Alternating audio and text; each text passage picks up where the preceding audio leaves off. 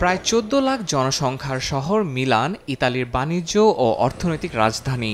দেশটিতে ৩০০-র বেশি বিশ্বখ্যাত বহুজাতিক ব্যবসা প্রতিষ্ঠানের ২৭০টিরই প্রধান কার্যালয় মিলানে। এছাড়া ইতালির বেশিরভাগ ব্যাংক, বীমা কোম্পানি, আর্থিক প্রতিষ্ঠান, স্টক এক্সচেঞ্জ সহ Google, Nike, Yahoo, Samsung, Microsoft, Amazon, Facebook, Alibaba সহ হাজারো প্রতিষ্ঠানের ইউরোপীয় বা আঞ্চলিক সদর দফতর এই শহরে। তাই মিলানে সবসময়ই দক্ষ কর্মীর চাহিদা। ব্যবসা ও কর্মস্থানের ভালো সুযোগ থাকায় বর্তমানে শহরটিতে ৩০,০০০ বাংলাদেশি বসবাস করছেন। ব্যবসা বাণিজ্য এবং কি চাকরির জন্য একটা উপযুক্ত জায়গা। মিলানোতে আপনি জব, কাজকর্ম যা কিছুই বলেন সবকিছুই আপনি নিজের মতো করে খুঁজে নিতে পারবেন।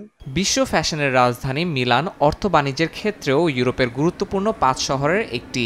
ইতালির মাথাপিছু আয় যেখানে প্রায় ৪১,০০০ মার্কিন ডলার, সেখানে মিলান মেট্রোপলিটন এলাকার মানুষের মাথাপিছু আয় প্রায় ৫৬,০০০ ডলার। শহরটিতে বেকারত্বের হারও ইতালির মধ্যে সবচেয়ে কম, তবে বাসা ভাড়া অত্যন্ত বেশি, যা বিশ্বের মধ্যে ১২তম স্থানে। তাই নতুন কর্মজীবীদের এখানে স্থায়ী হতে বেশ চ্যালেঞ্জের মুখে পড়তে হয়।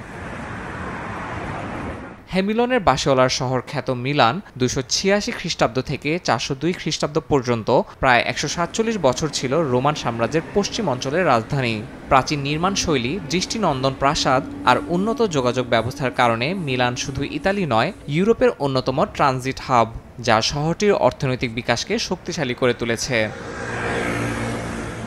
ইতালি সময় সংবাদ।